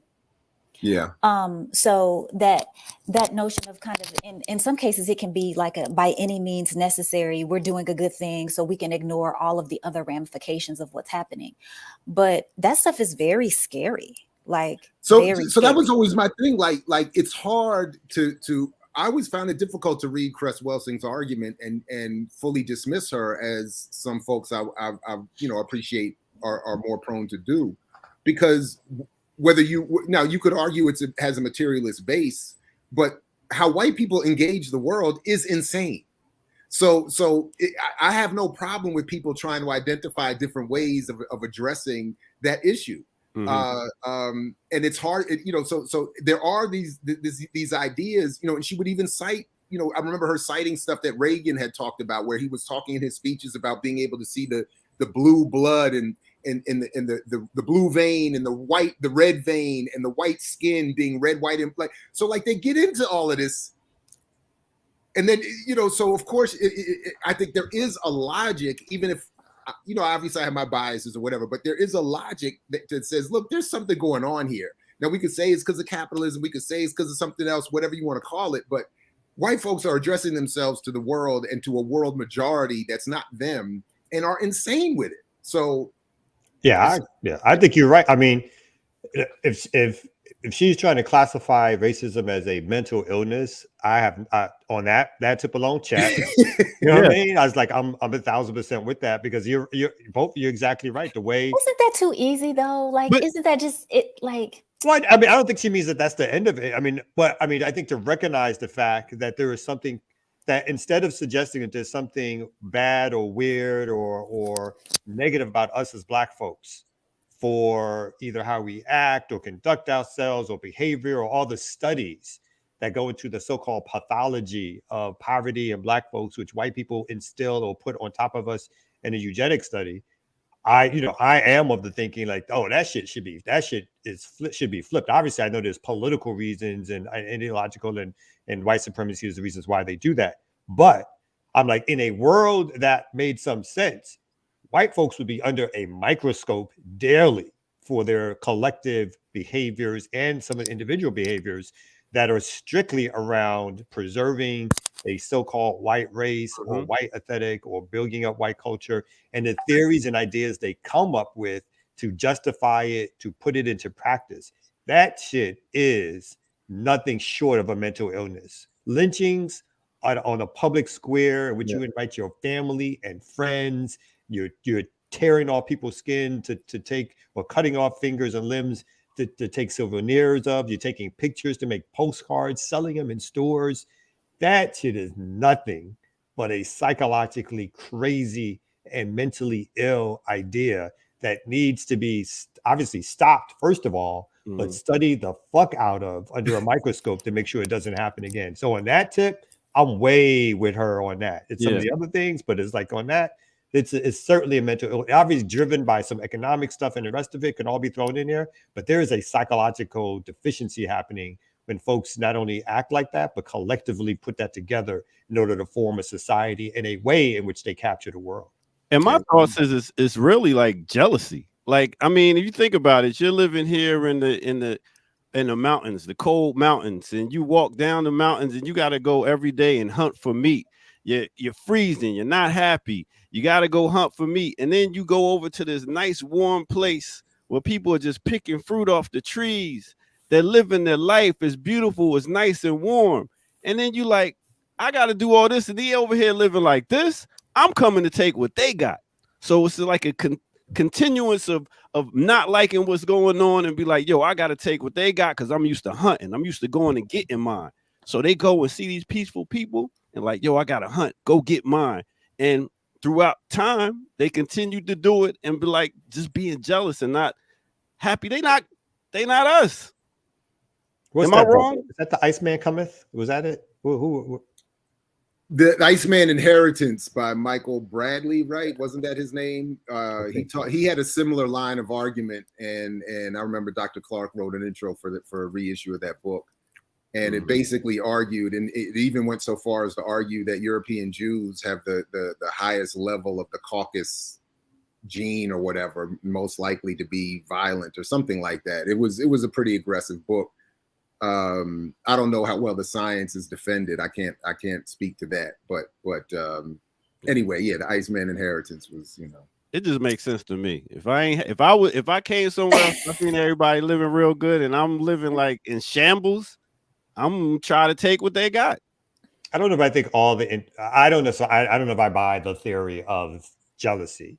I buy the theory of dominance, of resource extraction, of supremacy, of ideas of thinking when is supreme. Obviously economics. I don't think it was just like, oh, look how good they have it, and we jealous of them, and so whatever. Again, but I do go on the basis of like there's these other things that are locked in there. I think there are cultural factors, modern day white supremacy, racism, that are things around sort of jealousy and taking and particularly in the cultural realm. But I don't know if I think white supremacy. I wouldn't phrase it in that way, my individual. Right. Well, thank y'all for coming down this wormhole with me. Appreciate you, and I will catch y'all in the next break. Peace. Right. By the way, she was also popularized because they referred to her at the beginning of the Baby Boy movie too. That added to some level of her popularity. That is Cress Welsing. People remember that. Yeah, I think I have to sit with this whole idea of mental illness, because I just think that mental illness is already so stigmatized for real reasons, and racism as mental illness seems like it muddies the waters, and doesn't account for just pathology that can exist outside of mental illness. But to Joshua Ingram's point very quickly, because Joshua speaks to that line that exists in Black left politics, that dividing line. And one thing I would like to have seen, or to see still, from those who follow Cress Welsing's work or similar work, would be an effort to aggressively or deeply engage the work of the materialists like Rodney and others, and lay out why they think that's insufficient. I would like to see more of that. And the same thing, if there are people, if there are materialists who have a problem with Cress and Ani and others, I would like to see them deeply engage that work and lay it out. I think we need that. I used to fantasize that I would do it. But I'm not, situated, to do that work. But I would love to see that done. I think we need it. The whole out of hand dismissal, I get it, but it doesn't help the community get to another level. And I do think we need that work. There's a lot of people that whisper, they diss Ani, or Ani people will diss the materialists, but they never seem to really deeply engage each other's work. And I think, anyway, I'd like to see that. I agree with that. Yeah. All right, I want to get back to some news stories. Wait. Did he do this though in the book? Because I know Fergus's work a little bit. And I've not found. I'll have to see that. I would have to read that book. I have not read it because what I have seen, I don't see him doing that. But anyway, I'll have to check for that. Thank you for that suggestion. Okay. Anyway, sorry about that. No. I think it's a good discussion. Yeah. I wouldn't have presented it the way the ear doctor did to start it off with, but I think it's a really good discussion around sort of cultural, psychological, political, economic, what are those combination of forces that have led to our oppression, and what do we use to relieve ourselves of that, right? Because even if you win a military war, or we free ourselves from overt oppression, there's part of that we carry, right? And part of that is even why we still find ourselves in a situation where folks use that kind of information as opposed to information on political economy or capitalism as their standard bearer for how you're going to go after or conquer or stop oppression of some kind. And even though I talk about, obviously, this like what I consider to be a mental illness in terms of racism or whatever, that does not mean that we ourselves have not, because of the oppression we have suffered, brought into this area of like what race means, what we should be acting like, we should be doing, how we present ourselves, what makes us look good, what makes us feel good, what is it that we want to get close to. None of that necessarily gets resolved right away, even if you ostensibly get kind of, let's say, white folks off our back, or we win some war to create self-determination in some sense. All of that comes with you. So I think, I completely agree. I think all of that is around, all of that is part of the conversation. But I just want to have it in ways that make, individually, sometimes it's had in ways that seemed metaphorical for me. And so therefore I become more dismissive of it, as opposed to digging deeper into trying to parse out, okay, that makes sense. That part of it makes sense to me. And this part, just like, have to leave this alone kind of thing. So please send some of those links. I'm not aware of Baraka's critique of Cress Welsing, and I am not aware that Dr. Clark ever wrote a book that addresses these issues. He did not. Yeah, I'll leave it there. But anyway. Yeah. All right. So I this is not funny, but it's kind of funny. So this is one of your stories that you got for us, Erica. So Indiana cop visits school to teach kids how to be good police, then accidentally shoots one of them. So I think the kid is okay, which is why, but within the context of irony. An Indiana police officer this week visited the South Vermilion High School to teach children about how to be good law enforcement officials. He quit, motherfucker. But he wound up accidentally shooting one of his prospective pupils. So his local news station reports that the shooting occurred during a visit to the school on Thursday morning, in which the officer, who has been identified as Tim Despennett, was running a drill with students on how police handle a purported bad guy. That is true. They shoot. You shoot them. So, yeah. It was at this point that the officer's weapon accidentally discharged and resulted in the injury of one student who was not severely hurt. The incident was an accidental discharge of a firearm by a law enforcement officer during a drill, the school said in a prepared statement. One student was injured without life-threatening injuries and has been taken to the hospital. The school has since resumed normal operations, and then that's where the story leaves it. So, interesting story about how some cop goes to a school and attempts to show people what it's like to be a cop, and then really shows them what it's like to be a cop, which is that you start shooting and taking your gun out. They claim it was I'm sure it was an accident in the sense of he wasn't trying to. But beautiful irony for why you should not have cops in schools talking to students with their guns on full display like it's a trophy, and them going around trying to basically indoctrinate you into a system of what it means to be a police officer, hoping one day that you will also join. They do this at all schools, for the most part, engage in this, where they bring officer friendly. They'll do the siren with the cop car, which gets every kid excited. And every kid wants to have a turn to turn the siren on, to see all the tools that the cops use. So this is big up propaganda for schools and policing, to sort of, and how you see how what's considered education, right, mixes with propaganda. The headline, when I first saw it, I'm like, this can't be real, right? This is a joke. So I'm having to do look at did this really happen? It really happened. And I can't understand how we're able to keep justifying the same things over and over, how we keep having cops doing what they aren't supposed to do and not doing what they are supposed to do, but we keep giving them more money for the thing. My brain is broken by the things we let cops do and not do. Yeah, I don't even know what to say other than these. I'm surprised nothing like this or worse has happened already. It's. Yeah, the one thing I like that Embold posted a little while ago, there he goes again, was the point about if Cress Welsing was successful in getting racism into the DSM-4, then white folks would be barred from owning weapons legally.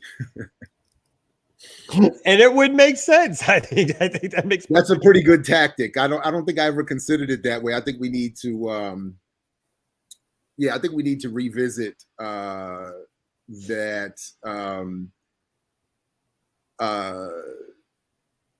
point, that tactic, you know. I think we should revisit that tactic. I don't really have anything.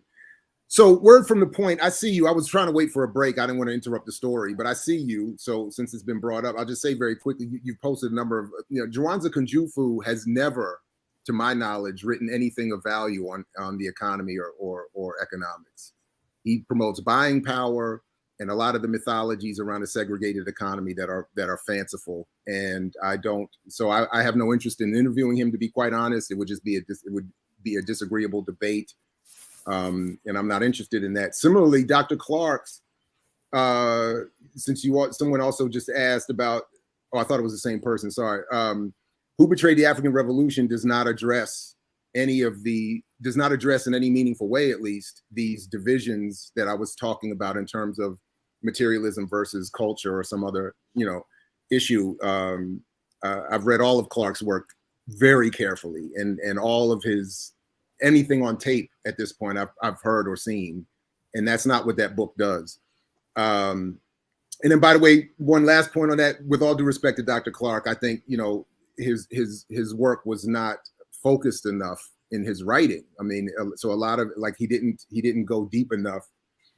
Okay, I mean, all right, I'm not going to, well, all right, that's fine. We just disagree. That's fine. We just disagree. That's all. But what can I say? We don't have the text in front of us and we're not debating it right now, but that's all. Well, what were you going to say about his work not going deep enough into? So, I mean, I just, like first of all, a lot of his books were transcriptions of speeches. So they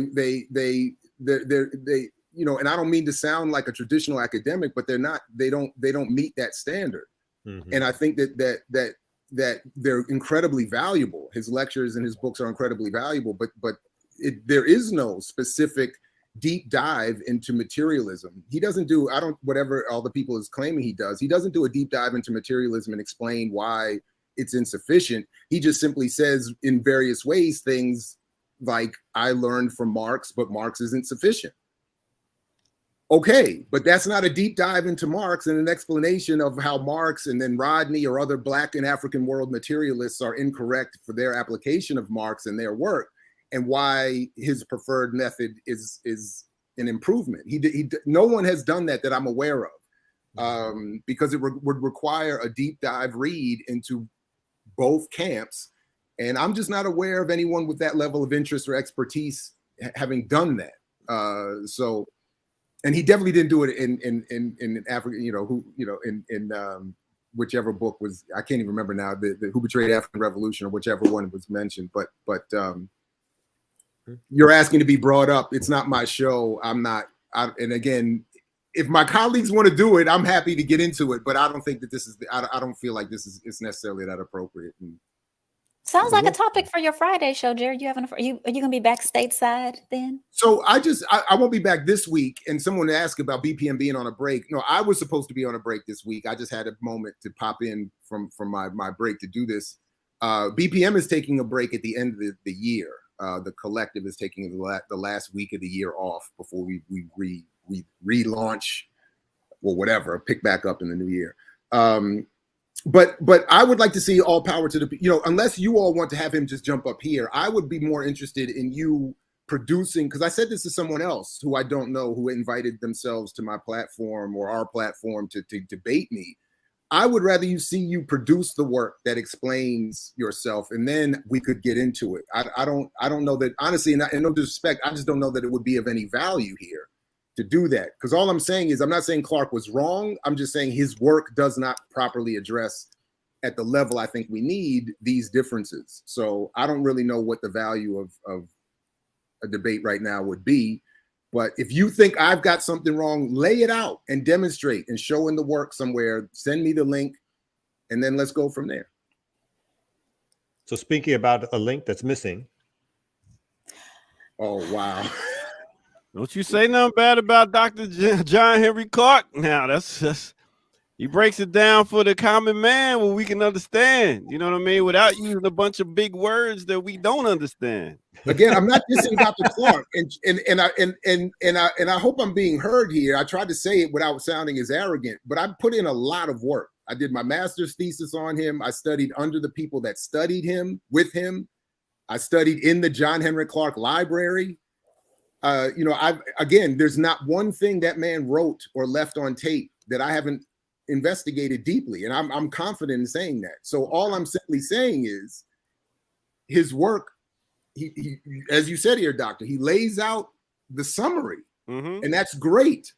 But if you want to go to another level, or if you want to learn more, or if you want to dig into the sources that he's citing to read his conclusions, that's another level of work. And I think for him to go in to prove what he was saying, in other words, when you just say Marx was insufficient, that's cool, but what does that mean? So what I want is someone who demonstrates reading Marx's work, reading the work of the African materialists who use Marx to great effect, and then show us in the work of those you prefer, or even your own, what is wrong with what they've done? What was the flaw?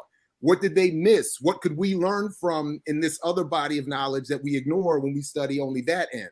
That's what I think we need, and he did not do that. Well, I would say he's a needed step to get towards getting a deeper No dive. question. I'm not sitting here saying get rid of Clark. Yeah, I mean, but that's the whole thing. Sometimes you lead people to learn more, and I think that led a lot of people that wasn't super, reading a bunch of books, the intellectual types, to be like, okay, well, let me learn more now that I got a little summary. But that's just my thoughts. But that's no question, and no question, and all I'm saying is there's levels to this. There's levels, no doubt. Thank you, Dr. John Henry Clark, one of our great ancestors, for allowing us to begin this journey. All right, with that said, let's go ahead and take this quick break right here on the Remix Morning Show.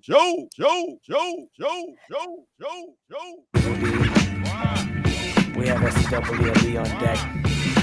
We're about to take you about 31,000 feet into the air. Cruising at a smooth altitude, so just buckle up. All right. Yeah. Welcome out, y'all. This is the Remix Morning Show. I wanted to do a quick break. This is Hip Hop History Month, November. Big up to all our hip hoppers out there. You know how we do. We keep it thorough. All right. So who would I want to talk about? As you just heard, no other than the group known as Black Moon. That's right. And we wanted to talk about their album Enter the Stage, which came out in October 19th, 1933 on, I said 33, 1993 on Nervous Records. This is an East Coast group known as Black Moon. You had no other than Buckshot, 5 Foot, and DJ Evil D, who was one of the producers on there, also with Mr. Walt of the Beat Miners, which this album right here was a true underground hip hop album. It didn't sell a lot. They were on Duck Down Records. It didn't sell a lot, but as a true hip hop head, a lot of people know that these guys right here, man, it was a beautiful thing when it came out to Black Moon. So some songs off the album as Who Got the Props, How Many MCs Must Get This, and so many more. So if you haven't checked out this record, they also have songs on there with the rest of the Boot Camp Clique, Smith & Wesson. So please go check this one out as Hip Hop History. If you haven't, I thoroughly suggest that you check this out. No other than Black Moon, y'all. All right, so let's go and get back to our morning show. Check how I kick it, and I was wicked around the way. Hold my tech when I walk the block by day. Drugs and thieves at the eve of the night. Boot camp clicks taking you on the real flight. 6 feet deep in the creek. Come look me in the eye. I agree. Go ahead. I was gonna say, Doctor, I'm sorry. I feel like, are you leaving out like the Southern rappers in your Hip Hop History Month? I feel like you are. The month ain't over. Well, he's doing a good job so far, better than expected. Focusing a lot on East Coast, the origins of hip hop, is really what you should be doing to honor sort of the history. One that seems to be extended, I feel, for like the last 6 months of hip hop history, but I'm just saying. Hey, I'll do my boy Brad for you next time. How about that? You know who Brad is, right? No. No other than Scarface from the Oh, Ghetto Boys. Come on. Oh, I didn't know Scarface had a real name. Okay. Brad. Oh. Is Brad his real name for real? Yeah. That's terrible. See, if you know his music, you would know that. But sorry. Yeah, you can't be both Scarface and Brad. At all. No, yeah. He was running for office or something down there in Houston too. Yeah. Was he? Yeah. Listen to his early work and him be like, I hope he didn't win. I'm not always for, somebody who just because they're good at entertainment or whatever, winning whatever, being quote unquote leaders. Brad Jordan, there it is. Yes, we have a smart audience. And thank you, Franny, for my Amsterdam fund. I was so disappointed. What? I don't know what in the world Paris is doing over here. That just don't make no sense to me. What about England? You think England got a better? I don't know. We're about to be over there tomorrow. I'm about to find out. I don't think so. Jared, did I ever tell you that I used to live in Amsterdam for a little while? And I lived there for about 18 months. And the entire time I was there, I never had a thing. Shame Can you on believe you. that? Can you believe that? Why? Youthful ignorance. That For should shame. lead you to. Thank you, ear doctor. Exactly. Can you believe that? Like, oh my goodness. How could you? So that's like going to the islands and not eating a mango. What are you doing? You knew it was there. Did you actually know it was there? Did I know it was there? Don't play. No, I'm dead up. Did you it was a purposeful position of yours. Is like, I'm not interested in smoking weed or whatever they got. I'm just like, I don't live that life. I have grown out of my puritanical values. Damn, I gotta go look that word up. I mean, so it was never even a question for me that I would do it. And plus, for the locals, it's not really a thing. So the people that I worked with, the people I hung out with, they really didn't do it. It wasn't a thing, really. I can't. I feel you though. Really going to a whole nother country and getting like mad. I've seen too many movies about people getting kidnapped in them European countries. I don't feel that at all. She's out of shit. Like, why? The only reason I went to Amsterdam was like a friend of mine was planning a trip, and I was like, and they were doing it with their friends. And I didn't know none of their friends. I just knew them. And I was like, hold up. I ain't never been. It's one of those things. All my trips are usually political trips. I'm down. I'm tagging along. I forced my way on her trip for her people to be like, yo, I'm coming. That kind of thing. That's how I did it. My first trip, I went with the Cornell West Theory. Shout out to them. DC's own hip hop. And I was like, y'all going? I was like, I'm going. I was like, you need journalism to cover your. Hey, I gotta get the door. I got construction people coming. I'll catch y'all later. Yeah, get the door, man. Can you just say like I'm going on a break? Yeah, nobody will care about your doorknob getting break. Tell that worker, hold on a second. You busy. Remix, son. Hey, but when I go back though, it's gonna be different when I go back. Of course. I mean, the thing, this whole thing of people watch, they get caught up and they watch Taken and all this stuff, and they feel like everybody's getting snatched up off the streets. And it's like, it's obviously there are problems in the world. There is sex trafficking. There is all this 100%. Other kind of stuff. But like, I mean, be a little smart, be a little safe, do the best you can. And I don't think we need to live in fear of leaving the house or the country. But anyway, and I wasn't even a smoker, to be honest. Like, I wasn't even some huge smoker. It was just one of those things of like, I always wanted to, and the opportunity presented itself. And then that's what we did. But I was slightly, I think I either overrated it, or my expectations were too high, or I didn't get the good stuff, or I didn't know what I was, there was a lot, but it was okay. But it wasn't like I thought the high that I thought I was going to achieve, pun intended, in terms of going to Amsterdam and all that kind of stuff. And some of it was weird, as in, something I was ignorant about, what I did not know about, was the whole thing about women in windows. the prostitution shit. Oh, yeah. No one warned me. You didn't know about the red light district? I did not understand it at all. And I was, I was in my Fun. 30s. I was in my 30s.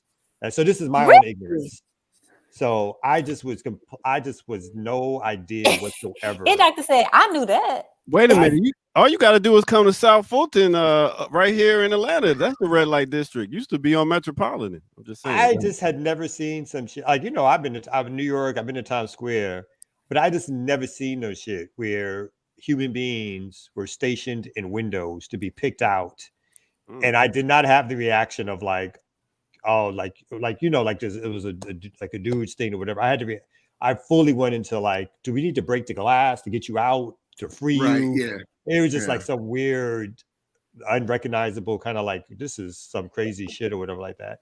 But that I did not know about, And the contradictions that exist in that too, right? Because there are legitimately people who want to be sex workers, and the red light district is where they can do that. They pay taxes, all of that. But you still have, of course, within the Netherlands and everywhere else, you still have people who are legitimately sex trafficked and forced to do that. So it's hard. Let me back up a little bit, because are there really people who want to do? Again, I know we're supposed to be sex positive and people need to do what they want to do, but I'm always a little reluctant in terms of the folks who are, again, it's an oversimplification, but there's a lot of folks involved in that life who've had different traumas in their own life. And so I'm not saying that's the whole exclusiveness of who's involved in that, but a lot of that is a lot of folks. I don't know about Amsterdam, but here, it's like a lot of folks who've had a lot of trauma, and the way the economy works and what they can make some kind of living. And that's really what it is. A lot of the women in Amsterdam are Eastern European immigrants. So whether they've been trafficked or not, I don't think it's that many people who are looking to look like, this is my dream job. This is one of the few areas in the economy that they can make whatever money that they're making. And a lot of them might not be able to afford an OnlyFans page, because that's what they're doing right now. They getting that OnlyFans money for real. And not many are doing that either. I just saw something recently about the political economy of OnlyFans, and it's a handful of people that make. It's just like everywhere. A handful of people make all the money, and everybody else is struggling and scrambling and wishing they could become the next whatever.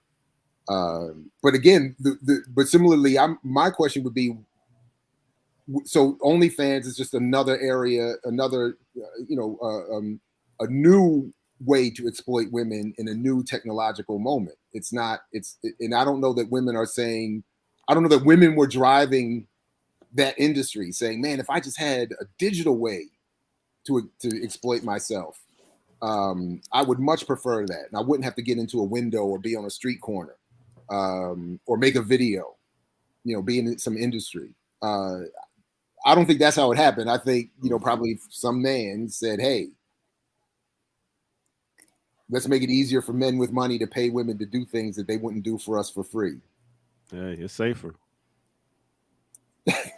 That's not. I don't know. I mean, I think that there are people who want to be sex workers. I do. I think there are people who want to be sex workers. No, I mean, we could look at it from the standpoint of, within these societies, we're all doing things that, maybe we're not 100% into, right? Like, we're all doing things to be able to survive. And you could look at that in the same way you could look at whatever job I used to do. I was holding my nose while I was doing it at the same time as well. But in some instances, I was still happy to do it. So I don't know. I feel like for some people, there is agency in sex work. So I don't want to take that from them. But it doesn't take away from the fact that even in places where it's legal, there is still a lot of trafficking that happens in the world. If no one else has more on this story, I have there is something I'd like to bring up that is a nice segue from a discussion of sex work, because I've just started reading Roland Martin's new book, and called White Fear, and I think he's selling himself for a check. I think he's engaged in some form of, dare I say, prostitution. We been knew that though, right? We been knew that. But this is he's putting work behind it. And this is sort of the point that I was saying just a minute ago. Like he's taking it from a level of, I'm going to talk nonsense on my show and other people's show, and I'm going to organize my nonsense into some thoughts and into some, to organize, and from what I've read so far, it's not even, to be fair, it's not even entirely unvaluable. He does have some things in there that could be useful in terms of specific historical references, blah, blah, blah. But it is basically just him saying and he literally is talking to white people, saying that, that white folks have to get themselves over their whiteness. Maybe he needs, maybe I wonder what he would think of Cress Welsing's argument. Because he's basically saying, black people have to do better to vote more within the Democratic Party, and white people have to do more to aggressively challenge themselves and their communities to get out of their anti-blackness and their racism. So anyway, that was just I'm going to continue to read it and do a more thorough review at some point. But, are you going to have a show about it? Oh, definitely. Okay. Almost definitely. Yeah, absolutely. I'm not going to suffer this on my own. Others are gonna suffer this with me. Would he now be considered the quote unquote preeminent journalist? I mean, is there another black journalist? I don't know who else is considered. I'm using the term loosely, but what other media figure in the realm of news has a larger platform than he does in terms of relevance, right? And obviously people know what I think about, whatever, but I'm trying to think, is there anybody who is more quote unquote successful in this area than he is at this point, which can lead to some other conversations, but. Oh, this is an interesting, that's interesting. I don't think. Is that black people? Is that black people? Yes, I was limited. Within the black the same question. Same questions for Van Jones. Right. Yeah, I don't think either. When it comes to black audiences, Trevor Noah is nowhere near as meaningful. Not even close. And when it comes to black audiences, I mean, you could argue that there is no one that has more of a reach into black audiences than Roland Martin. And we don't have to feel good about that, but I think we do have to acknowledge it. And especially when I think about like different look. But I think Kamal was asking specifically in the realm of news. I don't know if prosperity preaching counts as news. Maybe the gospel is news. I don't know. Somebody said Charlemagne, but I feel like Charlemagne is a certain segment. Like there's a certain age group potentially. I do feel like Roland has depth in terms of generational depth. Yeah. I feel like even though he is very linked into the Black Boule, he does like have depth in terms of class depth, I think, that other people don't seem to have. Roland? I think so. I think people who are, the Black Miss Leadership class and the working class all have an affinity for and knowledge of Roland. He could rock a dashiki and an ascot in the same week. He does have some nice ass dashikis. I can't front. He shows up. I'm like, why does he have this fly outfit? Like, how did But I read, in doing this buying power research, I did read a very interesting article about. Oh wow! See, no. I just had to. I mean, I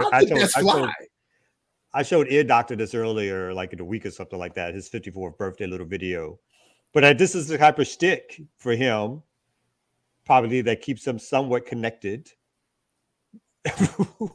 Oh, he's definitely connected to the Black capitalist class on the continent of Africa. And he's a Black Greek. Ooh. Even better.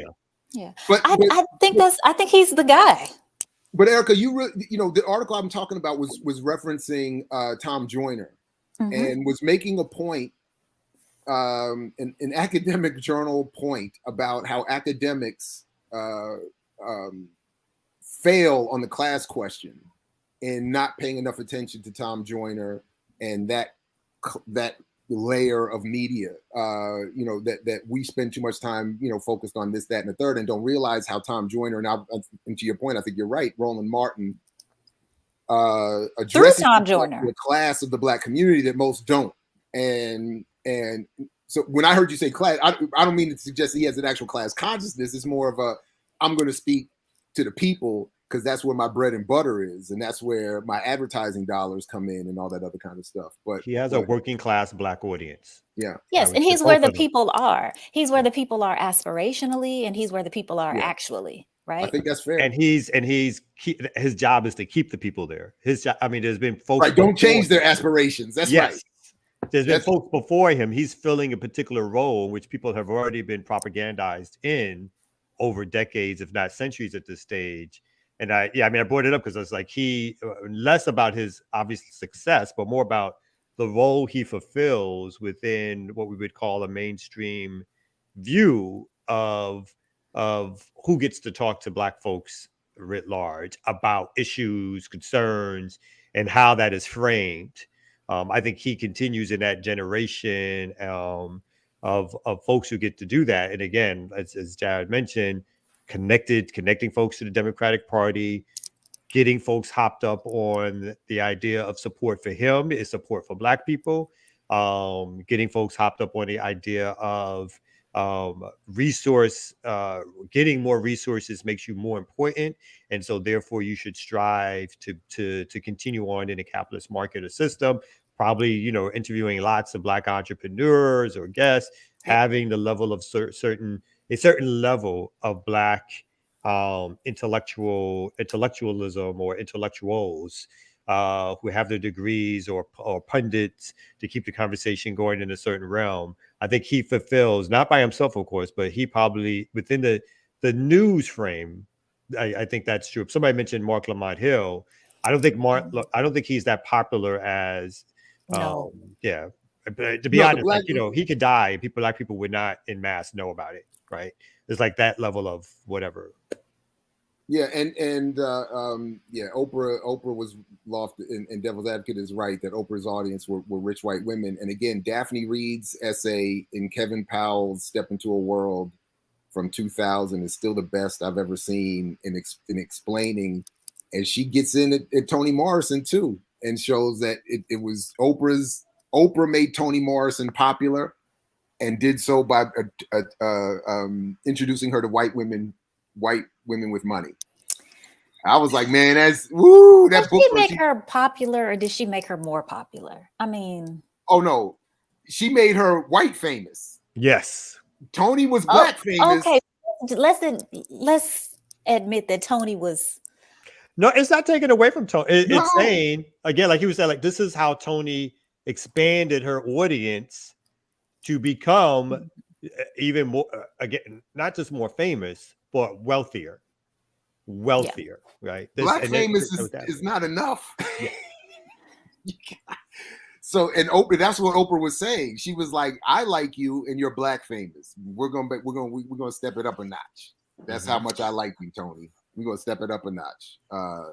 But yeah, so I think both of you are right in general, and I think Roland Martin, and I think this is why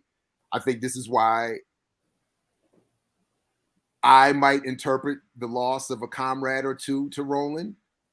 This is why I see a number of people popping up that I used to work with on his show, and that I know others used to work with on his show.